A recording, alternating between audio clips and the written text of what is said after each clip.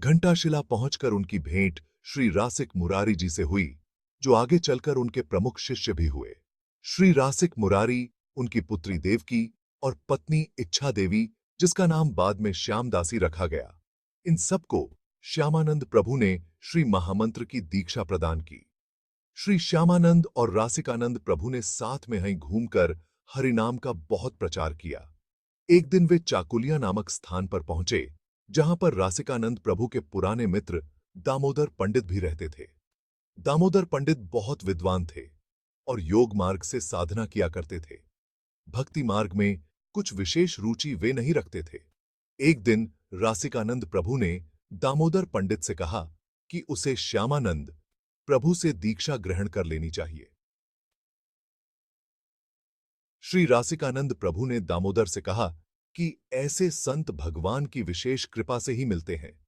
श्री दामोदर पंडित अभिमान में भरकर कहने लगे कि वो दीक्षा तभी लेंगे जब उन्हें श्यामानंद प्रभु में कोई विशेष बात की अनुभूति होगी, अन्यथा नहीं। चाकुलिया ग्राम में खरबा नदी के तट पर एक छोटे से वन में नित्य प्रति दामोदर पंडित योग साधना किया करते थे। एक दिन योग साधना करते करते सहसा सर्वत्र प्रकाश फैल गया और दामोदर को दिव्य वृंदावन का दर्शन होने लगा। एक कल्पतरु के नीचे रत्न जटित आसन पर मुस्कुराते हुए वंशीधारी श्री श्याम सुंदर विराजमान है और उन्होंने पीले वस्त्र धारण कर रखे हैं। श्री श्यामानंद प्रभु मंजरी सखी के रूप में प्रभु को पान अर्पण कर रहे थे।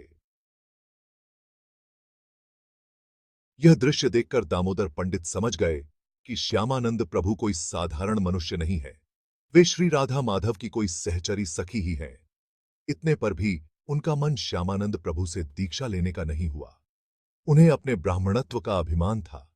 उनका उच्च कुल का अभिमान उन्हें श्यामानंद प्रभु की शरण में जाने से रोक रहा था। जब वे वन से निकलकर अपने घर पहुंचे, तब उन्होंने देखा कि श्यामानंद प्रभु माला लेकर हरिनाम जप रहे हैं और उनके शरीर पर स्वर्ण का जनेऊ है। दामोदर पंडित की आंखें खुल गईं। वे जान गए कि भगवान की शुद्ध भक्ति ही सबसे श्रेष्ठ है और इसमें जाति धर्म का कोई बंधन नहीं है। दामोदर पंडित चरणों में गिरकर क्षमा याचना करने लगे। 1609 ईस्वी में श्यामानंद प्रभु ने दामोदर पंडित, उनकी माता और दोनों पत्नियों को हरिनाम महामंत्र की दीक्षा प्रदान की और शुद्ध भक्ति के मार्ग पर लगा दिया। श्यामानंद प्रभु और रासिकानंद प्रभु आगे चलते चलते धाल भूमग्रज पहुंचे। वहां के राजा नवीन किशोर धल शाक्त थे और मुंडालिया रंकिनी देवी की आराधना किया करते थे।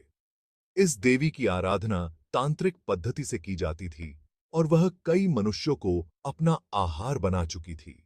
राजा ने श्यामानंद प्रभु, रासिकानंद प्रभु और अन्य वैष्णवों के ठहरने की व्यवस्था देवी के मंदिर में करवा दी।